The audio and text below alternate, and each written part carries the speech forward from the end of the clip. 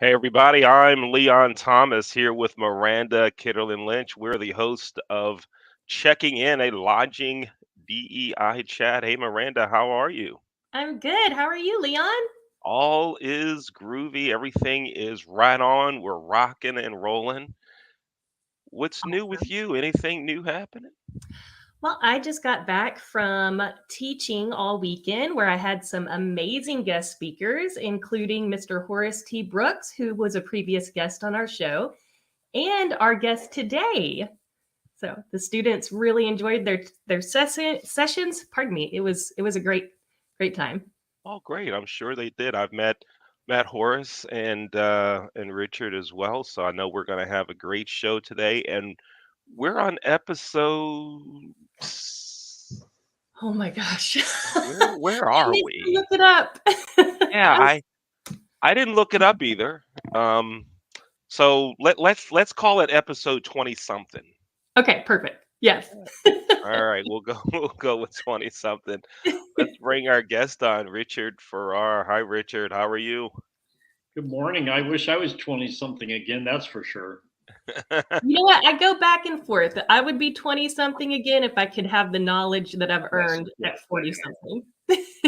No, that would be the answer right there because I'm not sure that the world is changing fast. It's Yes. unbelievable. Yes. Yeah. You said something interesting to me this weekend when I saw you about 5 minutes, 100 years from now. Will you share with Mhm. Leon what you mentioned? Well, what I said was,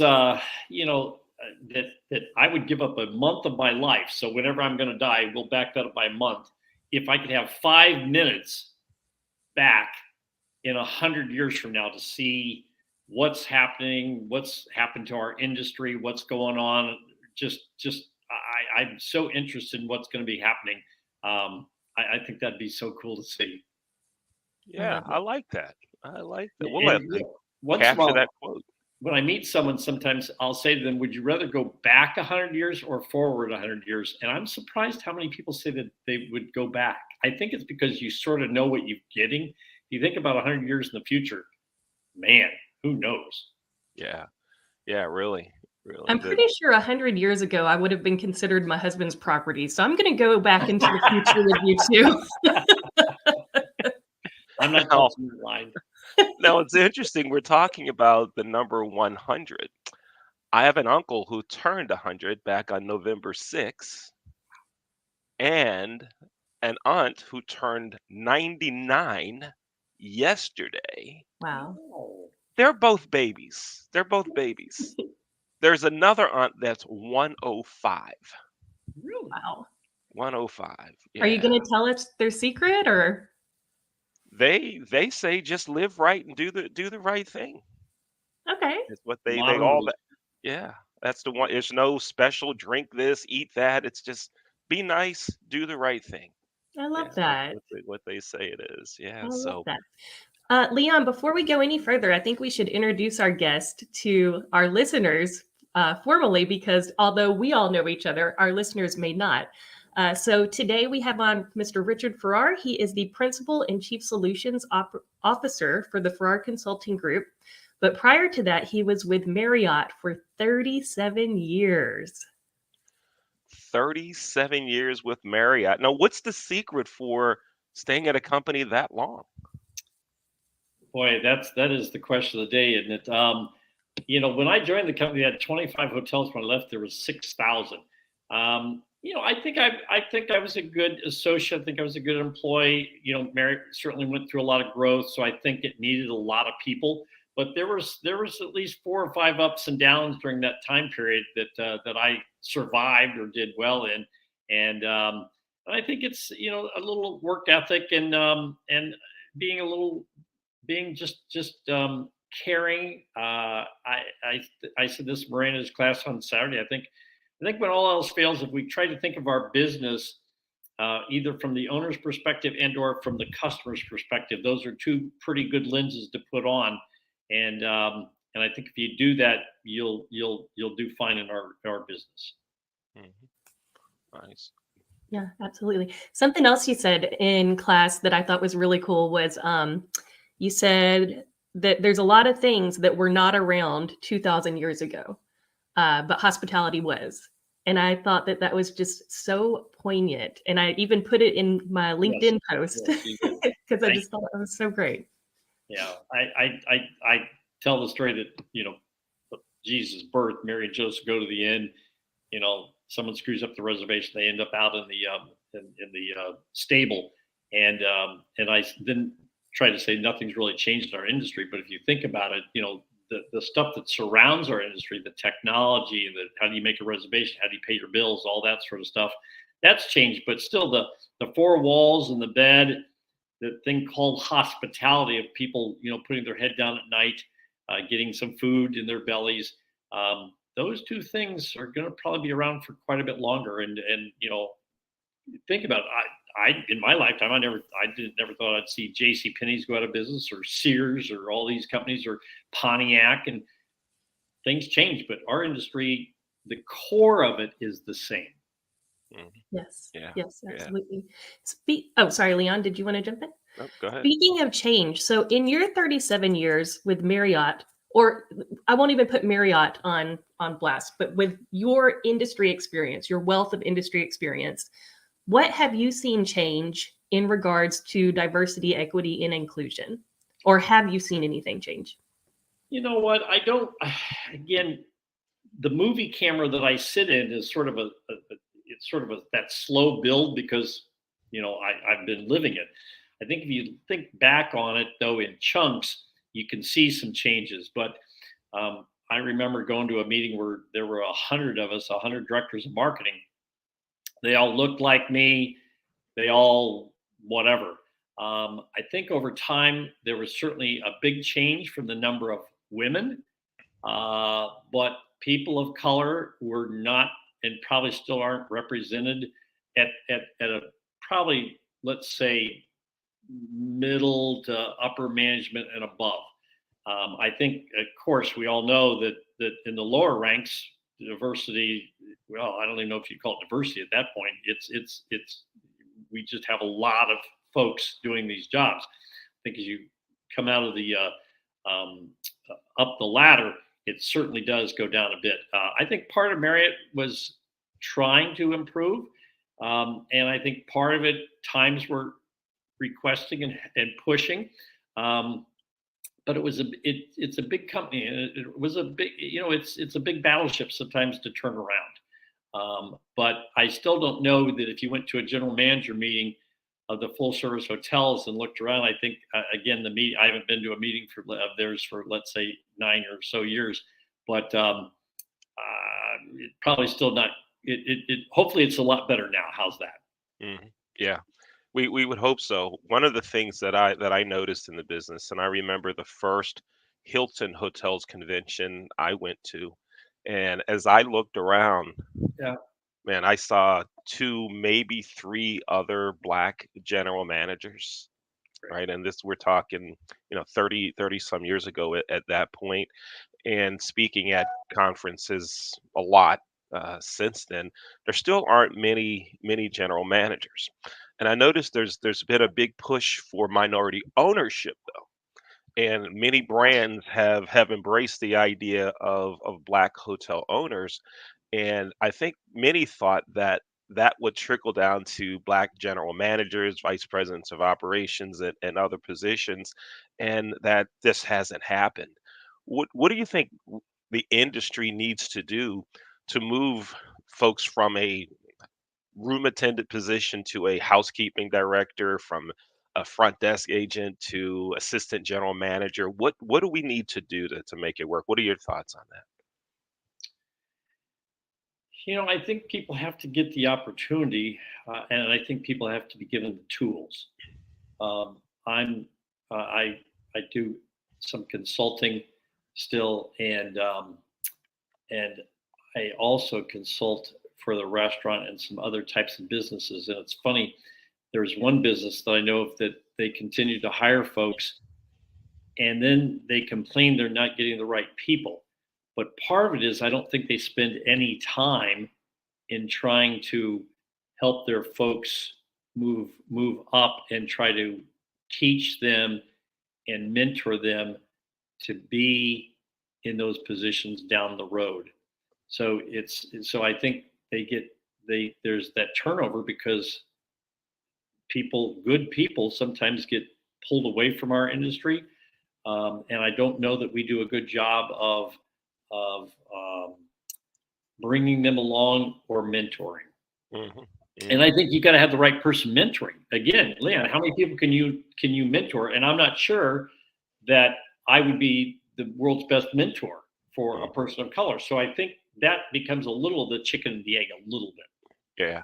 Miranda, before we go back to you, one of the things I want to do now, I'd like to give a shout out to my industry mentor. And there's two of them, mentors. Mark Zelaznik, who is now retired. He was the general manager at the Hampton Inn BWI airport that was managed at that time by Vista Host Hotel Management. Mark was my mentor, showed me, taught me, corrected me, pushed me.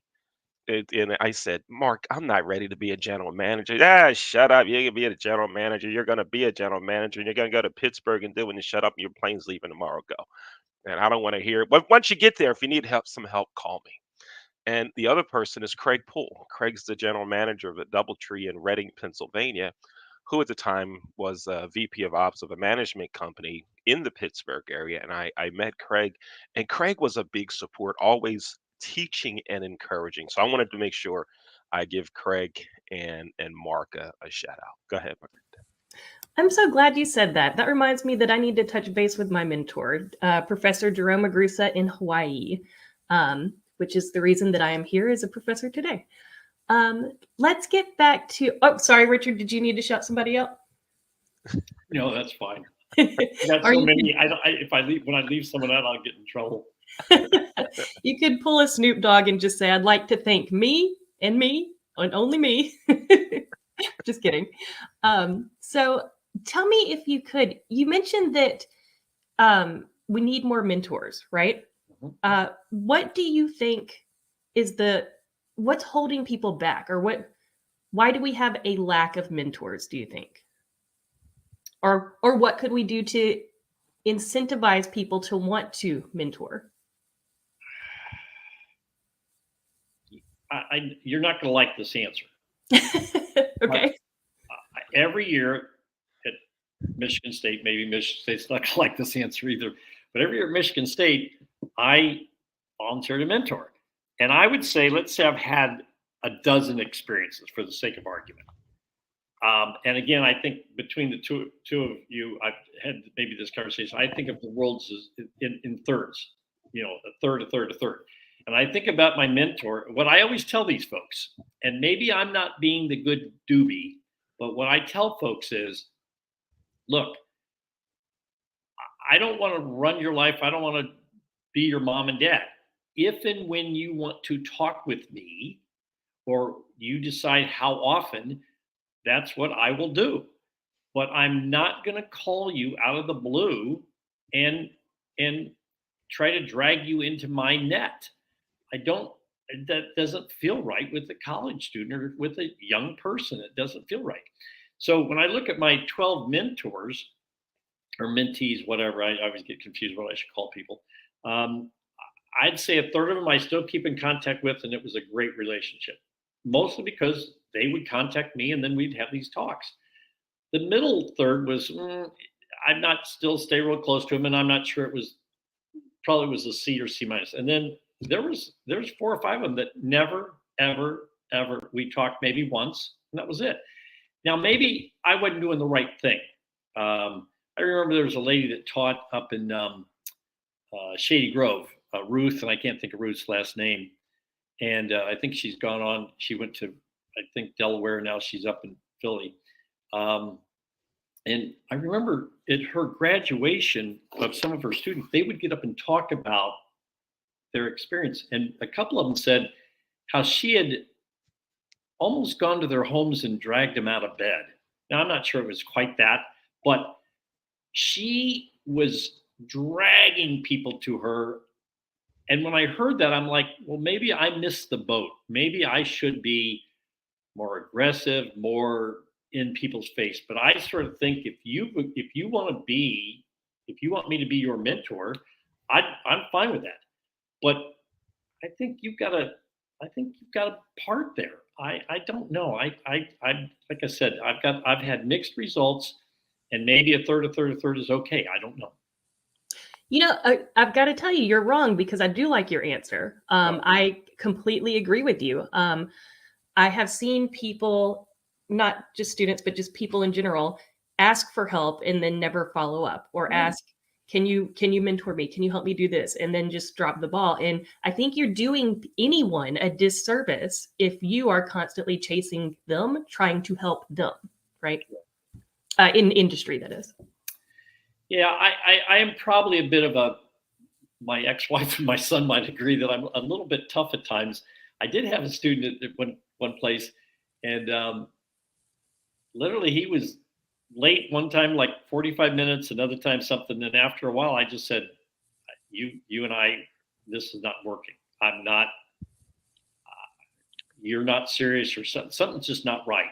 And I don't know. Again, I'm not a psychologist. I think I did tell your students on Saturday, maybe they need to take more of a psychology kind of course to really understand the people that they're working with and they're trying to motivate, because it can be tricky. I mean, yeah, it's the 80-20 rule. We all have had employees that are already working hard, and we continue to give them the tough jobs, and because the job's going to get done. So sometimes I think we fall back on some of those weaknesses, but I think we sometimes also, back this whole to the diversity and everything, I sometimes think we're not saying that we're not picking the right people for the right jobs, but I think sometimes when we talk about the hotel industry, it's such a big, that's a lot. Well, it's a lot more than just, work at the front desk and housekeeping and food and beverage. It's you got revenue management, you've got digital marketing, you've got,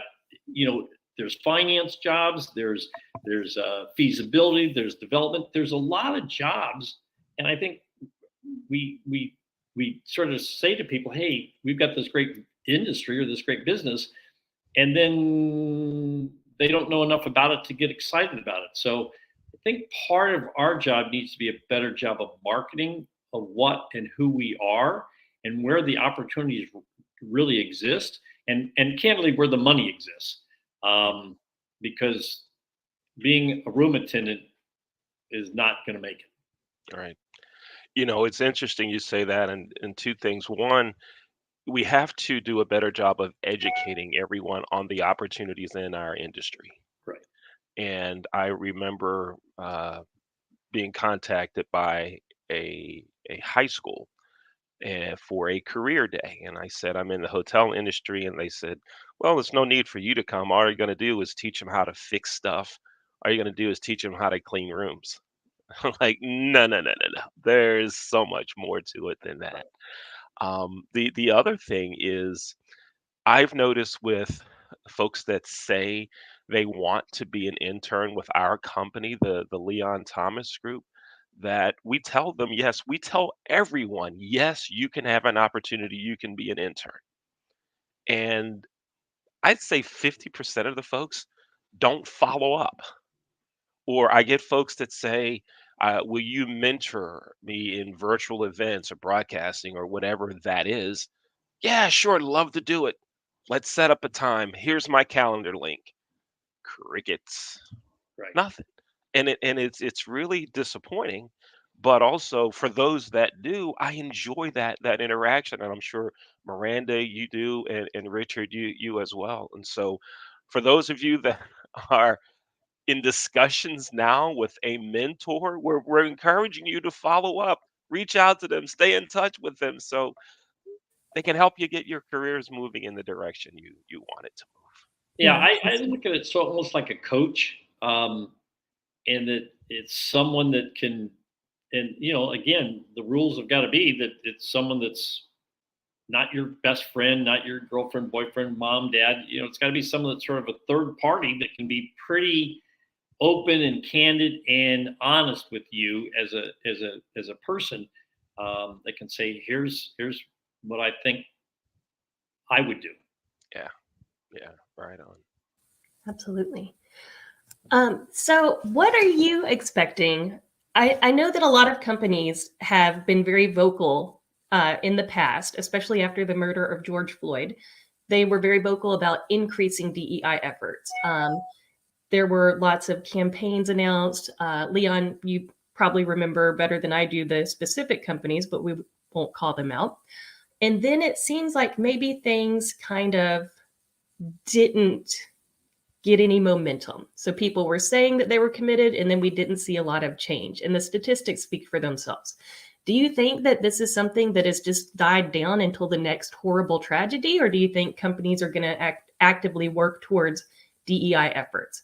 And I know you mentioned previously that you were speaking to someone at Howard University for just this. If you want to share anything. Well, yes, Howard University's, I guess, had a hospitality program. It's starting one back up again. Money's been given by Merit Foundation under the name of Arnie Sorensen, who is our CFO or CEO, and died about 18 months ago from pancreatic cancer. And so I'm trying to figure out how to help and get involved with them. And it's just starting to come about. Rand, I think it goes back to, I'm sorry to say, my third. I think after these things happen, I think what is it? They say the road to hell was built with good intentions. I think a lot of people stand up and say, okay, I'm going to do X, Y, and Z. And then I think a third of them may do that and are terrific. And then maybe a third are sort of trying to figure it out and struggling and going slow. We don't see it. And then a third they've just moved on to something else, or they didn't really mean it to begin with. I do think, if you want to stand back a little bit, you say, okay, the NFL, I don't know, 20 years ago, 15 years ago, 30 years ago, I don't know what they said. I think if a new coach, for the head coach job, I think they've got to interview. I don't know if it's one or two people of color, but there is a number there that they have to interview. The question is, has that really changed or fixed or done what the NFL had wanted? So the question is sometimes, are we doing what we're doing because we think it looks good, or where are we trying to take this car to begin with? And so that's what I never understand is, okay, so is that working for the NFL, or should they have a rule that you got to do 10 people, or should it go away altogether? That's where I think some of this stuff comes down to is that, and I think the other thing about some companies is they don't, I'm not sure this is a topic. I'm a little mixed about, do you go out and shout from the rooftops about it? I mean, it's sort of like saying, I don't beat my kids anymore, or I don't beat my wife. I don't know sometimes that we should, we're doing so much to try to be a better company and have more diversity. I don't know that that's a tagline that I think you can talk about it. I think when you talk about what's important to an organization, is it one of their top 2 or 3 or 4 priorities, and something that they're really going to try to figure out how it blends into their lives. But I think that's what you sort of got to look at sometimes. Yeah. I'd rather companies do it and not talk about it. Right. Let's get it done. If that's what you want to do it. And so many companies, right after the murder of George Floyd said, we're going to do this, we're going to be better, here's our plan. And what I noticed a lot of companies did was they hired a minority high level position in DEI VP, DEI senior VP or whatever, and said, okay, now we're done. Yeah. And I've had some conversations with those folks and said, it's still a battle. It's still a battle because they said, I'm the minority person in the executive suite and I've got to sell this to 10 or 11 other people. Right. And they struggled doing it. And regarding the NFL, I don't think it's helped. I don't think that the Rooney Rule is what that's called, Okay, where you're you right. have You're to right. interview a minority candidate. What that's done is create some buzz that this black guy is getting interviewed, right? It has done that. What I'd like to see the NFL do is to really use their power, that if they really want to improve diversity, require companies that advertise with the NFL, that billion-dollar juggernaut on commercials, require those companies, or a company that has naming rights to a stadium, require that they have strong diversity programs as well. Then we can take that money and really do something. But we're not talking about football. It's not a football show right here. Although I am a Baltimore Ravens fan, and the Ravens are in the AFC Championship, and we'll talk about that later, and so forth, so on. All Yeah, right. your analogy about the hiring someone and all is interesting. And again, it's probably been 30 years ago when Marriott decided they were going to get into TQM, total quality management. And so what we ended up doing was hired a guy or gal, but I think it was a guy that had a title of, so and so senior vice president, total quality management. Well, I think after about 10 years, someone finally realized it's not a job. It's not a title. It's a way of doing business. And so if you have to put a title on it, if you have to put someone's with a cap on their head with that name on it that says, "Hey, I'm the TQM person, or I'm the diverse person." I don't. That wouldn't be the way. I think you got to look at actions and activities and stuff like that, not what's the top of my name tag say. Yeah, right on. I agree. Richard, Yes, sir. are you left-handed or right-handed? I'm right-handed. Can you raise your right hand? Right on screen. No, we're not swearing in. Make it like I was swearing you in. make it like you have a pen in your hand. Okay. And let's make a signature. Miranda, come on, you do it too. Let's make a I can't signature figure out where my because camera is. it is now time for our signature questions of the show. Okay. Whatever. I guess I've forgotten about it. Leon, do you want to go first, or do you want me to go first? I'll go first. I'll take yesterday. My family and I celebrated an aunt's 99th birthday.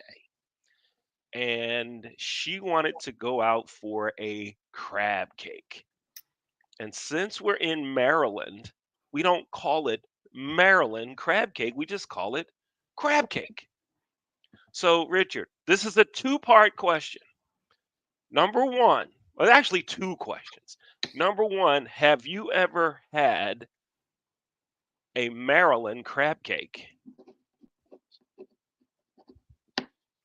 I've had many Maryland crabs. Many Maryland crab and I've picked many crabs. And I even sent you the picture of my stone crabs down here. And while I like the Florida stone crabs, I love the Maryland crabs where you pick them and do all that. Yes, the steamed crabs of Maryland. Yes. And we're going to get together and eat some crab cake, and we're going to crack open some crabs. And Miranda, you can make the trip too. Yeah, you're in Louisiana now. You should be bringing some with you. I'm sorry. Yes, crab cakes all day long. That's right. That's where we get most of our crabs from, anyways. Louisiana. Yeah, so you bring the bushel up, and you guys come down here. We'll have some boudin, cracklins, stuffed pork chop. Some who? What was that? We'll have what? Some boudin. Okay, what's that? Oh, Leon. Richard, do you know? No. Oh my goodness. All right, I'm done. Bye. I'll see you guys another time. Wow. It's so good. It's like a sausage made with rice and usually ground pork, seasonings. It is I'm gonna ship you both some.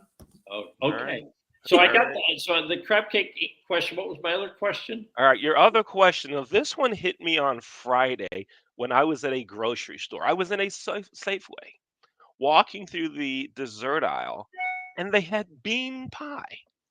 I've never seen bean pie in a grocery store before. So, Miranda, you first. Richard, have y'all ever had bean pie? Miranda? Now it's my turn to not know because I don't even know what you're saying right now. Yeah, it's you take beans, and instead of potatoes or apples, you put beans in it. It's bean pie. And yeah, I've had it many times. This one at Safeway is really good. Richard, how about you? Have you ever had bean pie? No. If you would have quizzed me on it and said what is it and all that, I would have been like, No clue. And All no right. offense, I don't think it sounds that good.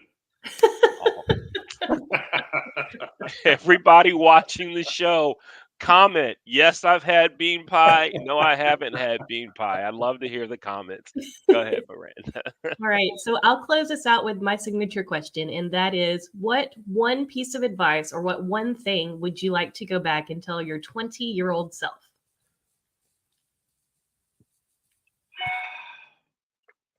So I have to answer this? That's big trouble. I think back to what we were talking about. I think the hospitality business. If you want to climb the ladder, you've really got to understand the business of the business. Yes, you got to have hospitality in your heart. I think that's sort of a given.